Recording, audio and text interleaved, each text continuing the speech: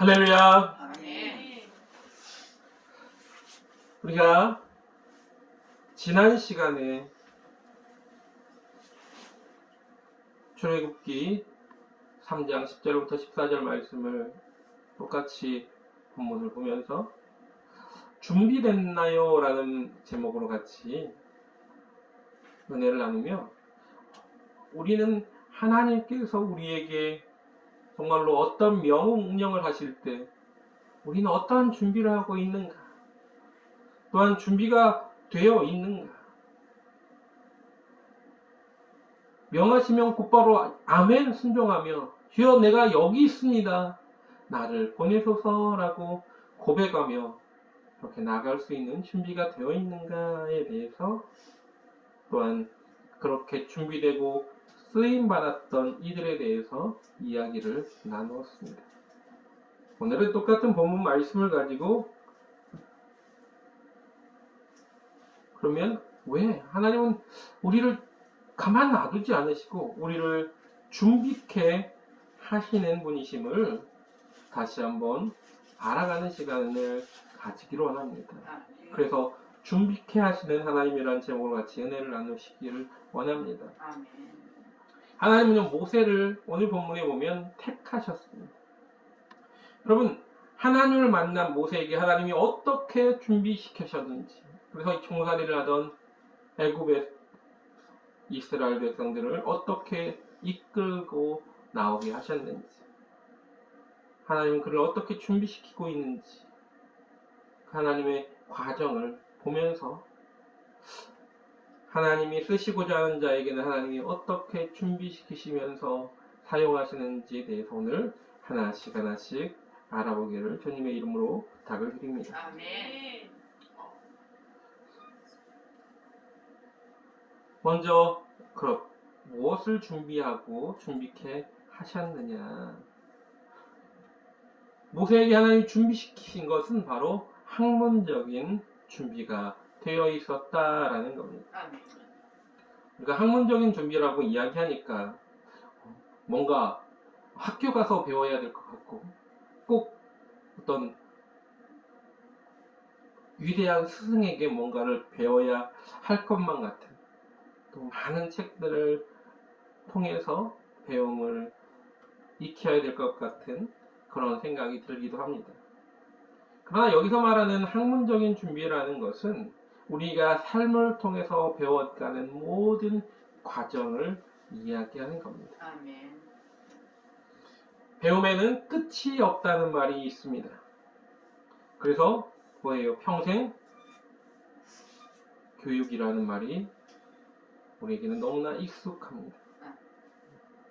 평생 교육이라는 말은요, 꼭 학교에서 가서 배우는 것이 아니라 삶을 통해서, 무수한 경험을 통해서 우리가 배워가야 된다는 것을 이야기하는 겁니다. 제가 예전에 전주에서 사역을 할 때 장로님께서 많은 배움을 가지지 않으셨어요. 그런데 그분은 농사를 오랫동안 지으셨기 때문에 농사의 전문가셨습니다. 하루는 학생들을 이렇게 이야기를 하시는 거예요. 그런데 그 이야기 하시는 것이 단순하게 학교를 많이 나오지 않은 그런 분의 이야기가 아니라 삶에서 묻어나오는, 오랫동안 경험을 통하여 나오는 그런 지혜가 분명하게 있는 것을 볼 수 있었습니다. 또한 그분은요, 오랫동안 농사를 하셨기 때문에 농사에 관한 전문가가 되어 있는 거예요. 누군가에게 뭐 학교 가가지고 이렇게 배운 게 아닙니다. 그냥 어릴 때부터 농사를 이렇게 지어야 되고,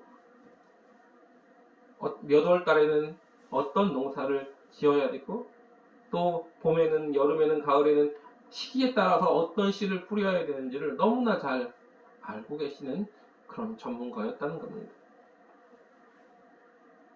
또한 우리가 그래서 꼭 학교를 가서 배우는 것이 학문적인 배움이라고 생각하는 건 아니라는 겁니다.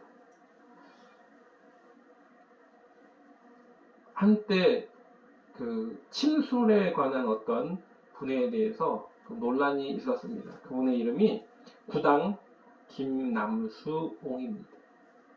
이분은요, 누군가에게 배웠죠. 그런데 침술 자격증은 없고 한의학을 공부하신 분은 아니에요. 그냥 아주 옛날부터 침술의 대가에게 그냥 침술을 배운 겁니다. 옛날 의원들, 한의원 하시는 분한테 침술을 배운 거예요. 그래서 어느 누구보다 침술을 잘 놓습니다.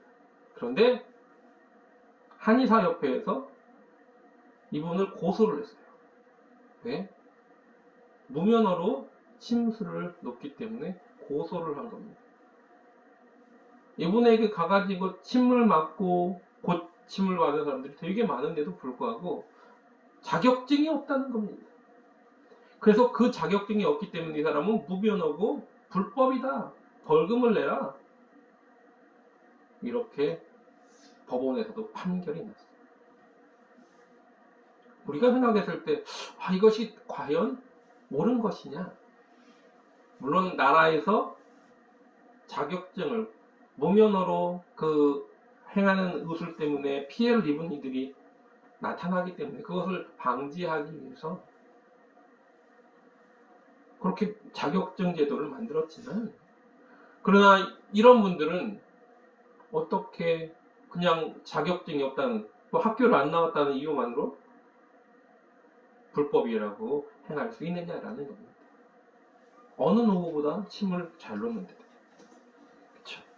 우리는 그렇게 학문적인 것만 딱 끊어버리면 이러한 일들이 발생할 수 있습니다.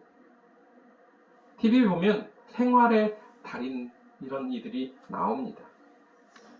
여러분, 생활의 달인이 나오는 그분들이요, 학교에 가가지고 정말로 그렇게 교과서를 보면서 또 어떤 사람들로부터 배운 이들이 그렇게 많지는 않다는 겁니다.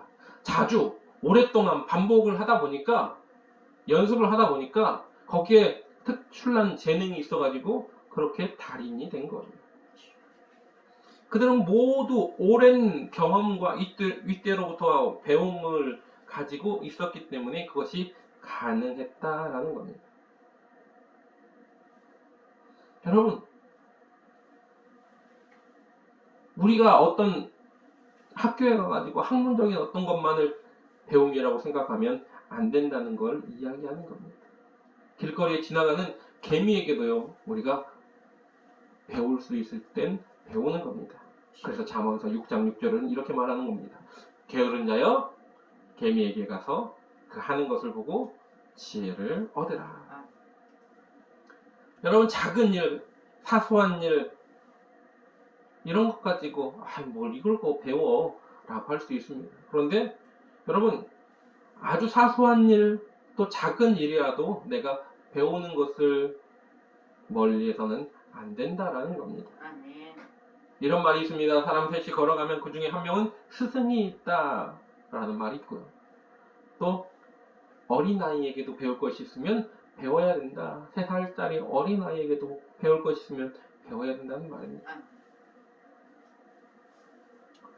자존심이 상하고 내가 저기에 가가지고 뭘 배워 이러면 아무것도 안 된다라는 겁니다. 배움에는 왕도도 없습니다. 배움에 왕도가 없다는 말은요, 어떤 말이냐면, 배움에는 왕이니까 편하게 쉽게 배울 수 있는 게 아니다라는 겁니다. 뭐든지 쉽고 요령껏 배우기 시작하면 어떤 일이 발생합니까? 문제가 발생하는 겁니다. 여러분, 쉽게 배우려고 하고 정식으로 안 배우면 문제가 발생하는 거예요. 예전에 제가 이제 군대 관련 컨텐츠를 보다가 제 나온 부대에 우연찮게 그걸 봤어요. 근데 거기 보니까 제가 병장 때 2등병으로 왔던 친구가 병장이 돼가지고 다른 친구들을 이제 2등병 온 친구를 가르치는 영상이었어요. 근데 비트라는 걸 팝니다. 이제 하룻밤 자기 위해서. 근데 비트를 파는데 이 2등병한테 판초이를 깔고 흙을 거기다가 담아가서 이 흙을 저 멀리까지 버리게 하는 거예요. 그러니까 2등병이 뭐라고 하냐면, 병장님, 다른 사람들은 저처럼 안 파는데요? 라고 말을 하는 겁니다. 다른 사람들은 흙을 퍼갖고 바로 그냥 옆에다 막 버리는 거예요. 근데 자기만 이 비트를 파면서 흙을 판초에다가 깔아가지고 저 멀리 버리라고 하는 거예요. 그러자 그 병장이 뭐라고 말하냐면, 너는 이등병이잖아. 정식으로 뭔가 이게 무엇인지를 정식으로 배워야지. 쟤네도 다 정식으로 배웠는데 지금은 그냥 숙달이 돼서 쉽게 하려고 하는 거고, 너는 처음 배우는 거니까 정식으로 정확하게 왜 이렇게 해야 되는지를 배워야 되는 거야 라고 알려줬어요.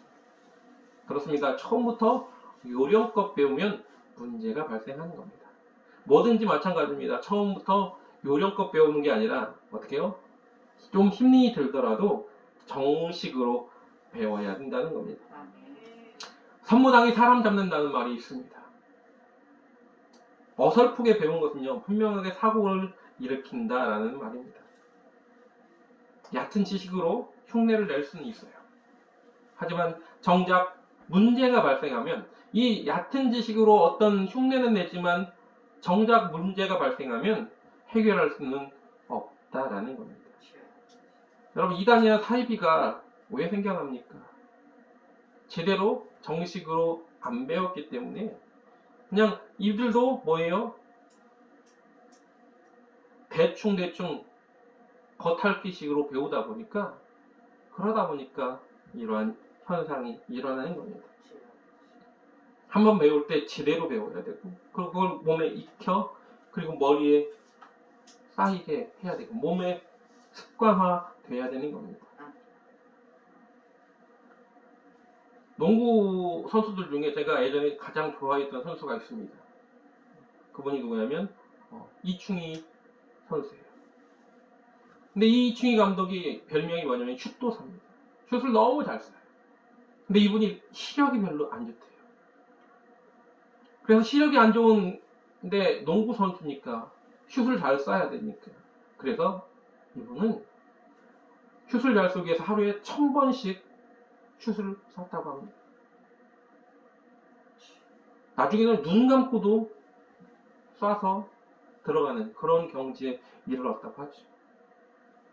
야구하면 이종범이라고 이야기합니다. 이 이종범 선수도 그 작은 체구예요. 키가 저만합니다. 야구 선수 중에 저만한 키를 가지고 있으면 작은 키거든요. 왜냐면 다 80이 넘고 어떤 친구들은 90도 넘는. 그런데 왜소한 체구를 가지고 있는 이 이종범 선수가 왜 야구에 거의 야구하면 이종범이냐? 하루에 작은 체구이기 때문에 하루에 500번씩 배트를 휘둘렀답니다. 빠르게 스윙을 할 수 있는 그런 능력을 기르기 위해서 그렇게 했대요.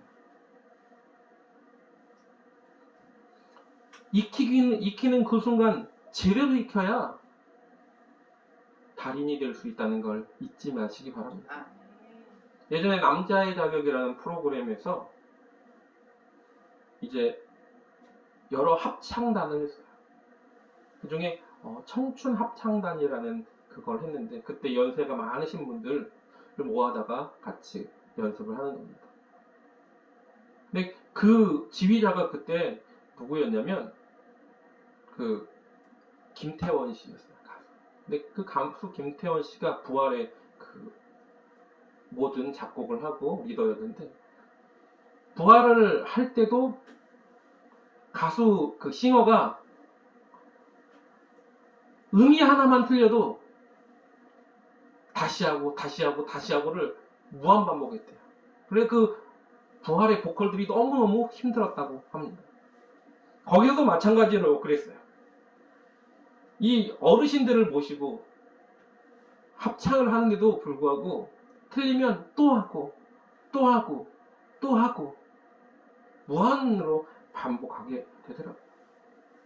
파트별로 그 반복을 계속 하게 되는데, 여러분, 합창은요, 파트별로 제대로 금을 하나하나 한 음을 다 내면 정말 이것이 나중에 같이 어우러졌을 때 정말 아름다운 소리가 납니다. 근데 파트를 대강 나눠서 그냥 음을 그냥 대강 부르게 해가지고 합쳐서 합창을 하면 이도저도 아닌 목소리들이 나오게 됩니다. 합치니까요. 그렇게 한 음 그렇게 하게 해가지고 합창을 하는데 정말 아름다운 소리가 나더라고요. 여러분, 대강해서는 안 되는 겁니다. 오늘 본문에 나오는 모세도 대강 배우는 사람이 아니었습니다. 모세는 어떤 사람입니까? 모세는요, 태어나기는 분명히 유대인으로 태어났습니다. 히브리인으로 태어났습니다. 그런데 히브리인들 남자아이가 태어나면 모두 죽여라라는 이 명령이 있었기 때문에 그 이후로 어떻게 됩니까? 갈대 상자에 띄워서 요단 나일강에 띄웠던 이 아이 모세가 누구에게 발견이 됩니까? 바로의 공주에게 발견이 되고 바로의 공주의 아들이 되죠. 바로의 공주가 양자로 삼습니다. 명목상으로 왕자가 되었지만 뭐 공주의 양자가 무슨 특별한 자격이 있을까라고 생각할 수 있습니다. 그렇잖아요? 공주의 양자가 뭐 얼마나 대단할까? 뭐 일반 평민이 봤을 때는 좀 대단할 수 있습니다. 그러나 뭐 권력층이나 어떤 대단한 사람들이 봤을 때는 뭐 공주의 양자 뭐 별거 아니다라고 생각할 수 있습니다. 저도 그렇게 생각했습니다. 뭐 얼마나 대단할까? 근데 제가 신학교에서 신학을 배우기 시작하면서 이 역사를 배우면서 이것이 아니다라는 걸 알게 됐습니다. 모세가 태어나는 시기, 그 시기가 언제냐? 그걸 알려면 이집트의 역사를 어느 정도 알아야 되는데 이집트에는 우리나라처럼 고구려, 백제, 신라 뭐 한 나라 이름이 있는 게 아니라 얘네도 어떤 왕조가 있다가 없어지는 그런 걸 뭐라고 하냐면 1왕조, 2왕조 이런 숫자로 이야기를 합니다. 근데 우리가 잘 알고 있는 요셉이 있던 요셉이 있던 왕조는 12왕조라고 합니다. 요셉이 총리로 있었던 그 시기는 12왕조예요. 그러다가 세월이 흘렀어요. 그리고 요셉이 죽은 다음에 왕조가 바뀌기 시작합니다. 그러다가 요셉이 죽은 다음에 왕조가 바뀌다가 한 왕조가 들어왔는데 이 왕조가 어떤 왕조냐면 바로 페르시아 쪽에서 건너온 힉소스 왕조라는 왕조입니다. 쉽게 말하면 이겁니다. 이집트에서 지금까지 이집트인들로 인해서 왕조가 계속 바뀌었는데 이번에는 다른 외부에서 다른 민족이 와서 나라를 다스리는 거예요. 우리 일제강점기가 똑같습니다. 우리 일본이 쳐들어가 우리나라를 강점한 것처럼 그러한 아픈 역사를 가진 왕조가 어디냐면 바로 힉소스 왕조예요. 이집트에서. 근데 힉소스 왕조가 들어와서 보니까 같은 이 가나안 지역에서 사는 그러니까 이집트인이 아닌 가나안인들이 히브리인이라는 이들이 살고 있다는 거예요. 거기에. 얘네한테 잘해줘야겠다. 왜? 우리 힉소스 왕조가 외부에서 들어왔기 때문에 우리는 숫자가 적어요. 그래서 이들을 좀 잘해줘야겠다 해갖고 그들을 잘해줍니다. 그때 이스라엘 백성들, 히브리인들은 폭발적으로 인구가 늘어나기 시작합니다. 그러다가 이제 다시 힉소스 왕조의 힘이 줄어들고 이집트에서 반란 세력이 일어나서 힉소스 왕조를 무너뜨리고 그들을 싹 몰아냅니다.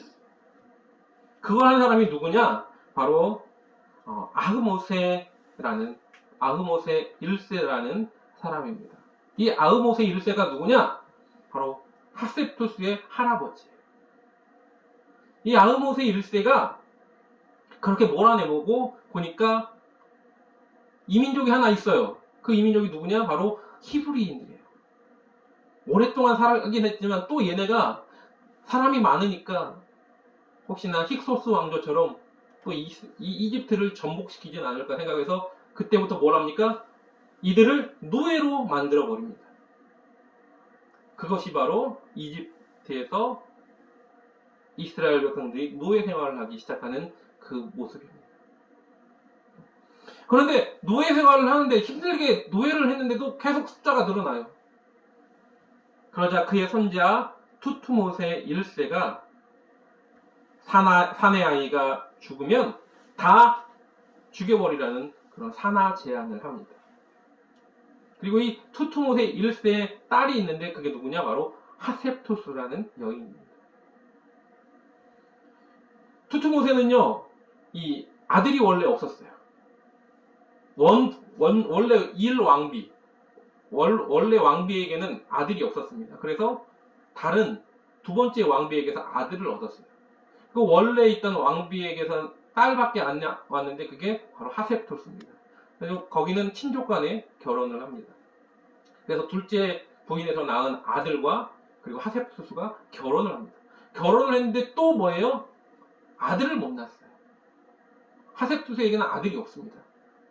그래 아들이 없는데 그러니까 또 왕자를 둬야 되니까 결혼을 제2분 또 다른 부인을 얻어서 결혼을 합니다. 결혼을 하고 거기서 아들이 났어요. 하셉투스는 아들이 없으니까 뭐예요? 아들을 달라고 나일강에 와서 빌었던 겁니다.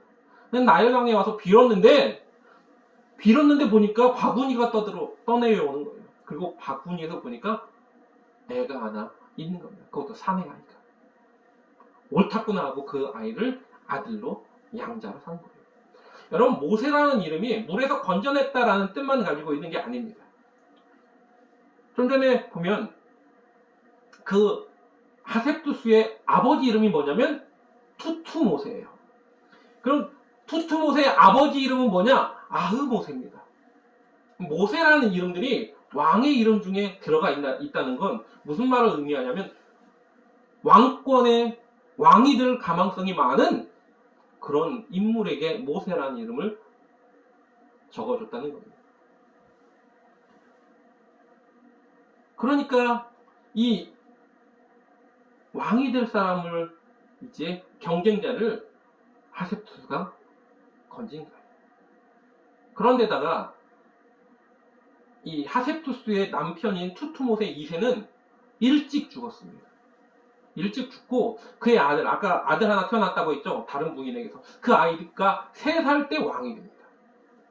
3살 때 왕이 되니까 누가 권력을 쥐겠어요? 원부인인 투투모세 그 원부인인 하셉투스, 정통 그 서열을 가지고 있는 이 하셉투스가 섭정을 합니다. 권력을 가집니다. 그래가지고 이집트 역사에 보면 몇 명의 여왕이 있는데 우리가 잘 알고 있는 클레오파트라가 있죠. 근데 클레오파트라 말고 그 전에 훨씬 전에 굉장히 권력을 가진 여왕이 한 명 있는데 그게 누구냐? 하셉투스입니다. 하셉투스는 40년 가까이를 이집트를 다스린 여왕으로 기록됩니다. 그러니까 하셉투스하고 그 다음에 그 아들 투투모세 3세가 함께 이렇게 나라를 다스렸다라고 보면 됩니다. 어린 나이니까. 그런 상태이기 때문에 모세는요, 누구를 위협하는 사람입니까? 바로 투투모세 3세를 위협하는 그런 사람이 바로 모세예요. 그러니 모세를 어릴 때부터 어떻게 가르쳤겠습니까? 각종 학문들 제대로 가르쳤던 겁니다. 왕이 될 그러한 자질을 가진 아들에게 가르쳐야 될 모든 것들을 모세에게 가르쳤다라는 겁니다. 그래서 모세는 학문적인 소양이 가득한 사람이었습니다. 40세까지 그는 그러한 모습으로 하나님께서 준비시키고 있었다는 걸 알 수 있습니다. 그런데다가 어떻습니까? 그는 유대인이잖아요. 그래서 유모를 누구에게 줬습니까? 그의 어머니. 그래서 어머니에게 제대로 된 교육을, 유대인 교육을 또 받게 되는 겁니다. 또한 어떻습니까? 그가 그리고 애굽에서 도망쳐 나와서 광야에서 또 그는 뭘 배웁니까? 40년 동안 양을 치면서 양이 말을 잘 듣는 것처럼 보이죠. 그러나 양이 진짜 말을 잘 듣지 않습니다. 굶떠요. 하나하나 이렇게 잘 보살피지 않으면 애가 참 못됐습니다. 그래서 그 40년 동안 양을 치면서 많은 무리를 어떻게 지도해 나가야 될지에 대한, 그리고 분쟁이 일어났을 때 어떻게 적절하게 대처해야 될지에 대한 것들을 양무리를 치면서 배웠다라는 겁니다. 우리는 하나님의 믿음의 자녀로서 하나님께서 우리에게 준비시키는 과정 속에서 우리는 배움을, 어떤 배움을 가지든 그 배움을 뭐예요? 소홀히 하거나 그냥 대충대충 배우는 것이 아니라 제대로 배워야 할 줄 믿습니다. 아멘. 특별히 우리에게는 뭐가 가장 중요합니까? 믿음에 대한 모습이 중요합니다. 여러분, 믿음이 흔들리면 우리의 배우는 모든 것들이 다 흔들리게 되어 있습니다. 신앙관, 가치관이 모두 흔들립니다. 그래서 우리 믿음이 흔들리지 않기 위해서 우리의 믿음을 더욱더 굳건하게 배워야 될 필요가 있는 겁니다. 아멘. 로마서 10장 17절에는 그래서 믿음에 대한 것을 뭐라고 말하느냐? 그러므로 믿음은 들음에서 나며 들음은 그리스도의 말씀으로 말미암느니라 라고 말합니다. 아멘. 그럼 말씀을 많이 듣는 것이 우리의 믿음을 강건하게 하는 귀한 일이 있는 것을 잊지 마시기 바랍니다. 아멘. 요한계시록 1장 3절에도 이렇게 말합니다. 이 예언의 말씀을 읽는 자와 듣는 자들은 그 가운데 기록한 것을 지키는 자들이 복이 있나니 때가 가까움이니라 라고 말하고 있습니다. 여러분, 복이 있답니다. 뭐가요? 말씀을 읽는 자와 듣는 자, 그들이 복이 있다라고 말합니다. 주님을 알아야, 하나님을 알아야 그 믿음이 온전하여지는 겁니다. 막연하게 그럴 거야 하면 뭐예요? 막연하기 때문에 나중에 흔들릴 수밖에 없는 겁니다. 왜 하와가 뱀의 유혹에 빠졌어요? 남편에게 하나님께서 저 동산 중앙에 있는 나무의 실과, 선악을 알게 하는 저 나무 실과를 먹으면 죽는다는 걸 하나님께 듣던 게 아니라 남편에게 들었던 거죠. 대충 들었던 겁니다. 흘려 들었다는 겁니다. 제대로 알아야 흔들리지 않는다는 걸 잊지 마시기 바랍니다. 아멘. 그래서 호세아서 6장 3절에 이런 말씀이 있습니다. 뭐라고 말합니까? 그러므로 우리가 여호와를 알자. 힘써 여호와를 알자. 아멘. 그렇습니다. 여호와를 아는 것, 어떻게 알아야 되느냐? 힘써 알아야 된다라고 말합니다. 아멘. 대강 대충이 아니라 힘써 알아야 되는 겁니다. 아멘. 하나님이 우리에게 무엇을 원하시는지, 하나님이 우리에게 무엇을 바라시는지, 하나님의 뜻은 무엇인지 바로 알아야 될 줄 믿습니다. 아멘. 하나님의 뜻도 모르고 여러분 열심히 인생길을 갔어요. 이 길인가다 하고 막 갔는데 무턱대고 그렇게 앞만 보고 갔다가는 어떤 결과를 초래합니까? 잘못된 길로 가고 있을 수도 있다는 겁니다. 헛고생만 하는 거예요. 나폴레옹이 그랬대잖아요. 나폴레옹이 열심히 그 길을 막 가고 나를 따르라 하고 막 가는데 응? 여기가 아닌가벼? 딴 길로 가고 있는, 잘못된 길로 가고 있는 헛고생만 하는 겁니다. 제대로 된 길을 가야 합니다. 하나님이 무엇을 원하시는지, 어떤 뜻이 계신지, 그분이 나에게 원하시는 그 길을 걸어가기를 원합니다. 아멘. 그 길을 온전하게 걸어가는 삶, 거기 말씀이 있는 겁니다. 그래서 시편 119편 105절에 뭐라고 말합니까? 주의 말씀은 내 발에 등이요 내 길에 빛입니다. 아멘. 제대로 가고 있는 길을 비춰주는 것이 바로 말씀이라는 겁니다. 내 길에 밝은 등이 되셔서, 내 발에 등이 되셔서 앞이 무엇이 있는지를 알려주며 또 제대로 된 길을 가고 있는지를 밝히 비춰준다는 걸 잊지 마시기 바랍니다. 아멘. 우리는 때때로 하나님의 뜻을 안다고 말하지만 모를 때도 많다는 겁니다. 마태복음 25장에 보면 달란트 비유가 나와요. 이 달란트 비유에 보면 한 달란트 받은 종이 나옵니다. 근데 한 달란트 받은 종은요, 제가 항상 얘기했지만 이 한 달란트 받았다고 해서 다 정말 조금밖에 안 받았구나, 5달란트 받은 자 2달란트 받은 자에 비해서는 아무것도 아니구나, 아니죠. 제가 항상 얘기 드립니다. 한 달란트가 얼마나 큰 금액이었는지 얘기 드리고 있죠. 한 달란트는요, 적어도 지금 현재 가치로 따져도 45억 이상이라는 거죠. 근데 그렇게 많은 금액의 돈을 덜컥 하인에게 맡긴다고요? 아무 종에게나 맡기겠습니까? 아무한테 맡기지 않습니다. 내가 정말 인정하는 사람에게 맡기는 거예요. 그래서 많은 종들 중에 3명한테만 특별하게 맡긴 거예요. 그런데 그 한 달란트 받은 종이 나중에 땅에 묻어놓고 있다가 그 주인에게 회개할 때 주인에게 뭐라고 변명합니까? 뭐라고 말합니까? 당신은 굳은 사람이라 심지 않은 데서 거두고 해치지 않은 데서 모으는 줄을 내가 알았으므로 두려워하여 나가서 당신의 달란트를 땅에 감추어 두었다라고 말합니다. 당신은 굳은 사람이니까 하면서 주인을 아는 것처럼 그랬어요. 그런데 주인이 뭐라고 말합니까? 네가 옳다! 처음에 이렇게 말해요. 그런데 뭐라고 말하냐? 악하고 게으른 종아. 그래, 나는 심지 않은 데서 거두고 해치지 않은 데서 모으는 줄을 내가 알았느냐? 그 말이 맞다는 거예요. 하지만 그렇다면 허황되게 뭔가를 이렇게 하려고 하는 그것이 아니고 정말로 그런 걸 알았다면 마땅히 내 돈을 취리하는 자, 은행 같은데 그런 곳에 맡겨서 본전과 별리 이자를 본전하고 이자를 안전한 곳에 맡겨둬서 이자라도 더 받게 해서 나한테 갖고 와야 되지 않니? 라고 말하는 겁니다. 땅에 묻어둘 게 아니라. 그러면서 결과적으로 어떻게 됐습니까? 있는 것도 빼앗기고 바깥 어두운 데에 내어 슬피 울며 이를 갈았다라는 겁니다. 여러분, 한 달란트 받은 그 종은요, 말로는 주인을 아는 것처럼 말했지만 결국 다 핑계했다는 겁니다. 하기 싫었다는 겁니다. 게을렀다는 겁니다.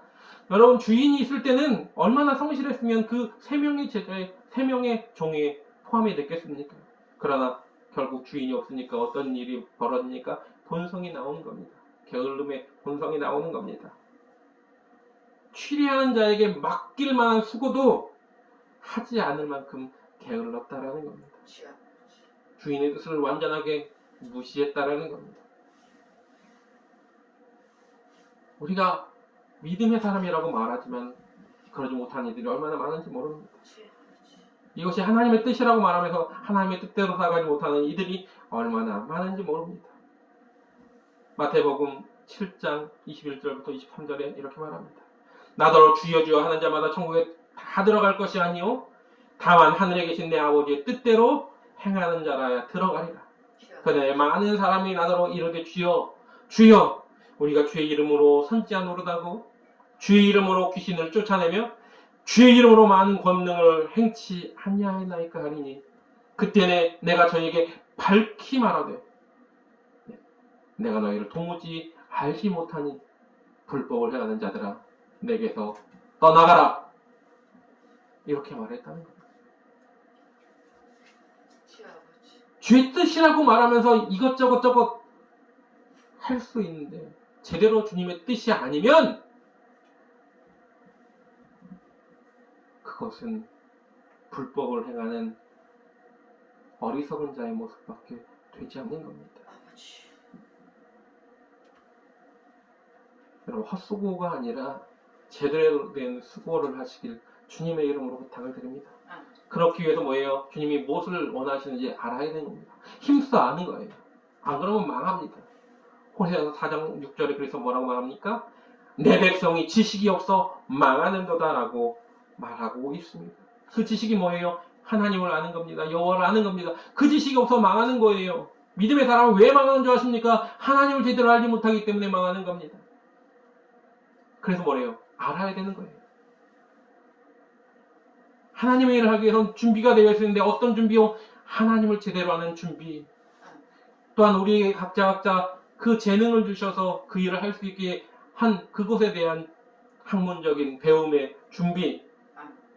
우리에게 맡기고자 하시는 하나님의 일, 그것을 위해서 학문적인 준비와 하나님께서 무엇을 원하시는지, 하나님의 뜻이 무엇인지 제대로 아는 그 준비.